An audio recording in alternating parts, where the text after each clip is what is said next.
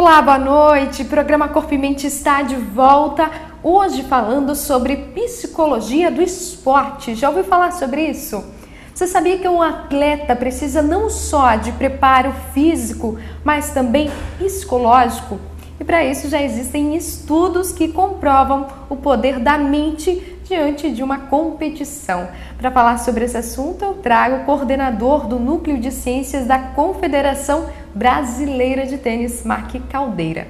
No bloco anterior, eu estava falando com ele explicou para a gente a importância desse preparo psicológico, inclusive citamos sobre a Copa do Mundo, sobre o 7-1 contra a Alemanha, que todo mundo quer esquecer, mas já que a gente comentou aqui, né?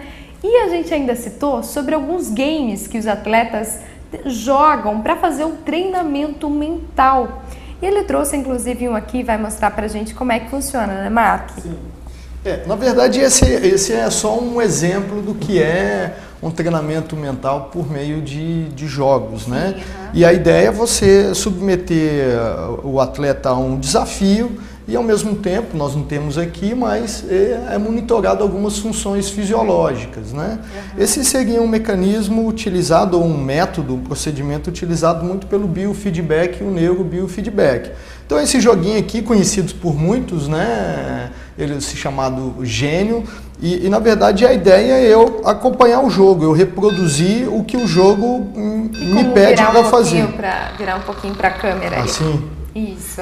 Então, na medida em que eu começo a jogar e o desafio é eu jogar o maior número de vezes possíveis corretamente, eu certamente meu nível de atenção, meu nível de concentração, ele vai sendo influenciado. Para mim, por exemplo, já começa a ficar difícil ter que dar atenção para o jogo e fazer a atividade. Né? Então, o desafio é esse, é submeter um atleta, por exemplo, no futebol, né? um armador ali, o cara no meio de campo. Ele tem que estar atento ao que está acontecendo com os adversários, o que está acontecendo com os companheiros do time, tomar a decisão se lança, se passa. Então ele tem que distribuir a sua atenção em diferentes aspectos dentro do campo. Né? Bom, se pensarmos que esse sujeito está comprometido com a tarefa, ele tem medo de cometer um erro, ele quer tomar a sua melhor decisão. E nisso, aquelas variáveis fisiológicas que nós havíamos dito, frequência cardíaca, respiração, pupila, sudorese, enfim, ela começa a se alterar. Né? Se o sujeito se permite cair na armadilha da pressão, fatalmente ele vai tomar a decisão errada e ele fatalmente vai cometer um erro. Acho que a grande maioria dos nossos companheiros, né, brasileiros se lembram lá da final nos Estados Unidos, onde no qual o Baggio errou o pênalti, né? O último pênalti da Itália, com chance de classificação, de campeonato, na verdade, o Baggio, considerado um dos melhores jogadores do mundo, ele cometeu um erro. Certamente porque ali aquelas variáveis psicofisiológicas foram alteradas em função da situação. Então, enquanto o atleta, no laboratório de vocês, enquanto o atleta está brincando, de certa maneira, com esse game, ele sofre um acompanhamento também? Exatamente. Determinadas funções fisiológicas são monitoradas, de tal maneira que eu faça um treinamento com o sujeito para que ele reaja adequadamente, mantendo os seus níveis de funcionamento fisiológicos adequados. Então, a frequência cardíaca, existem vários estudos sobre isso. Um sacador no tênis, por exemplo, para ele conseguir fazer o seu melhor saque, a frequência cardíaca, isso varia de jogador para jogador, mas tem que estar numa zona adequada. Então não adianta ele começar o ponto, querer sacar muito forte com a frequência cardíaca acima de 160, 170 batimentos por minuto. Ele tem que ter uma técnica, uma condição de baixar essa frequência cardíaca. E exercícios como a meditação, né, como o relaxamento, a autorregulação faz com que ele, naquela situação, no momento no qual ele tem muito pouco tempo, ele consegue se autorregular para poder fazer a sua atividade motora da melhor maneira possível. Pois é, e daí no caso de um game como esse, como que a gente pode observar que esse atleta está aos poucos aprendendo a lidar com essa emoção, né? Então, o controle da respiração poderia ser uma das maneiras de ele aprender a lidar com esse... Para isso a gente precisa usar algumas outras ferramentas tecnológicas, né? Que hoje são mais facilmente acessíveis a todos. Então, por exemplo, existe um cardiofrequencímetro que você adquire no mercado, enfim, tem um modelo específico e com esse modelinho do cardiofrequencímetro você consegue monitorar essas funções fisiológicas, né? Antigamente esses monitores eram utilizados única e exclusivamente para verificar a frequência cardíaca, né? Hoje ele possui outras funções e me permite fazer esse monitoramento. Você joga esses dados no computador online, né, instantaneamente, e ali eu consigo monitorar esse comportamento e fazer o treinamento acontecer. Tá certo. Bom, e a gente separou um trecho do filme, O Poder Além da Vida. E a gente vai mostrar para vocês, nesse filme, um ginasta de qualidade, de bom rendimento, ele sofre um acidente. E por conta disso ele precisa ficar um tempo afastado do esporte e acaba achando que não vai voltar. E nisso ele encontra um senhor que ajuda ele bem nesse aspecto psicológico, que muitas coisas a gente acaba colocando nós mesmos barreiras psicológicas, né, Mark? Sim, sim. Então vamos dar uma olhadinha no trecho desse filme. Dentro delas. Mas é o único lugar onde vão achar o que precisam. Me diga se quer ser apenas alguém que sobe naquelas argolas e apresenta uma coreografia bem ensaiada. Ou se quer ser alguém que usa a mente e o corpo de uma maneira que a maioria das pessoas nunca sonharia. Podia passar um pouco daquela magia para mim? Não tem nada de mágica, Tony. É só se livrar dos pensamentos na sua cabeça que ficam te dizendo que não vai conseguir. Quando está no aparelho, só o que importa é cada movimento que você faz. Tá legal? Não tem nada a ver com a medalha. Nem com o que o seu pai pensa de você. Nem com qualquer outra coisa. Somente aquele momento.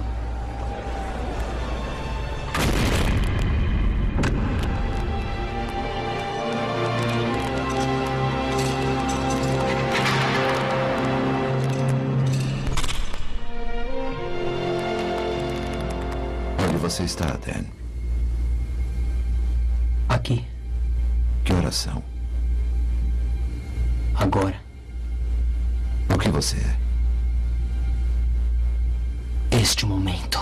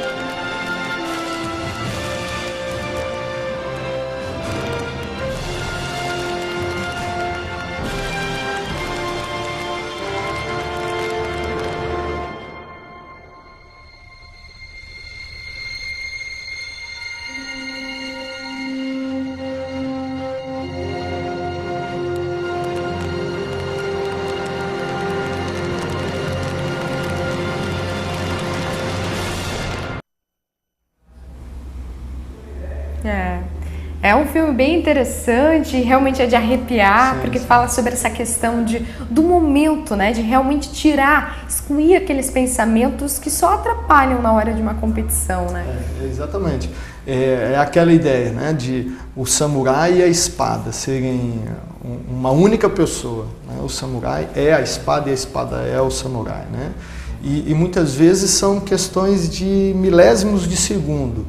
É um olhar por milésimos de segundo, permitir que um pensamento escape, que uma dúvida surja, né? Então, E isso é muito difícil, Franciele, isso é o que é o admirável, né, nesses atletas, nessas pessoas que atingem um alto nível de desempenho, porque elas conseguem permanecer durante muito tempo sem se perderem. Né?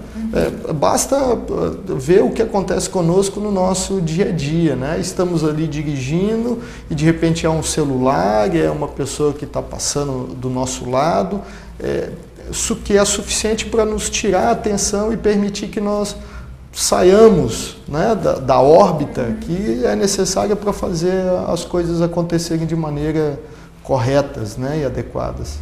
Agora só falta realmente as pessoas acreditarem nesse poder da mente. Sim, né, mas eu vejo que uma das maiores dificuldades, principalmente aqui no Brasil, é que nós temos a mania de achar que as coisas só dão certo se aquela pessoa que atingiu o topo e não adianta ser o segundo, tem que ser o primeiro, né? Tem que ser o campeão, afirmar que ele fez algum tipo de trabalho nesse sentido, que foi isso que o ajudou, né?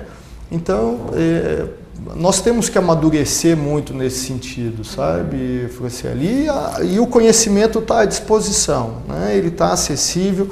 Como eu falei anteriormente, nós temos inúmeros pesquisadores, professores, doutores, treinadores que conhecem muito bem essas ferramentas, né? E que precisam ter um espaço.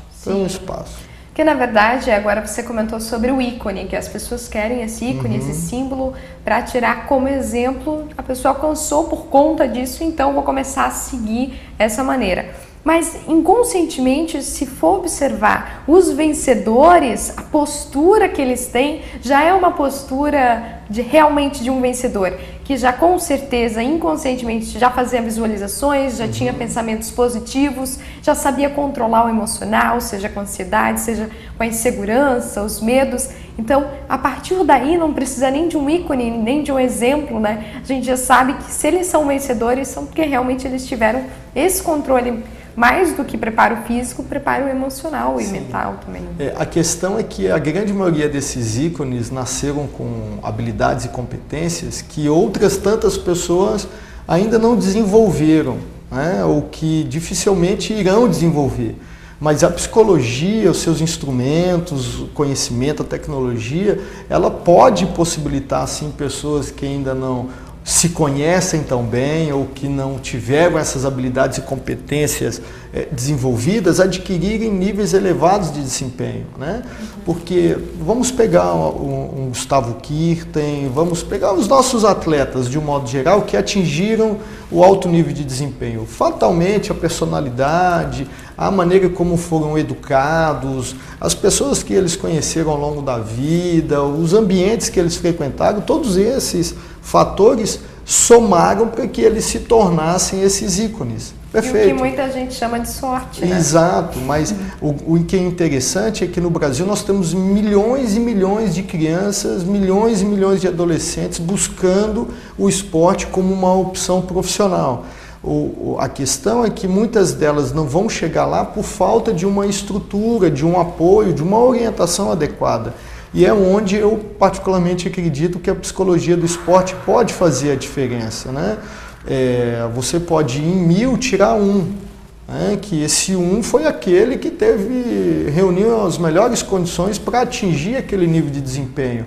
Mas se de 1000 você consegue formar 100, formar 200, mesmo que eles não atinjam a excelência, a posição de número 1, mas você pode fazer com que eles desempenhem o máximo, o melhor que eles podem fazer. E eu acho que é aí que nós necessitamos trabalhar, né, em oferecer melhores condições para todos. Com certeza. Poxa, muito obrigada por trazer aqui todo esse conhecimento, que continuem realmente os estudos, tenho certeza que vão mostrar ainda muitas habilidades que o nosso cérebro tem e que a gente ainda vai conhecer. Muito obrigada pela tua participação, viu, Marco? Eu que agradeço muito a importante oportunidade. aqui, programa Corpo e Mente.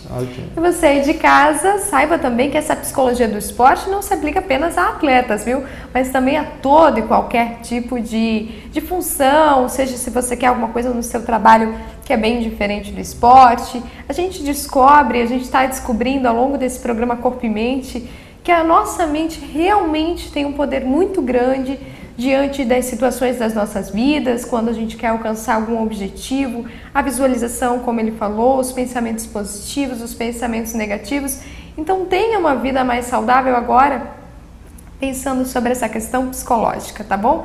Muito obrigada pela sua audiência, a gente se vê novamente no próximo domingo. Até lá!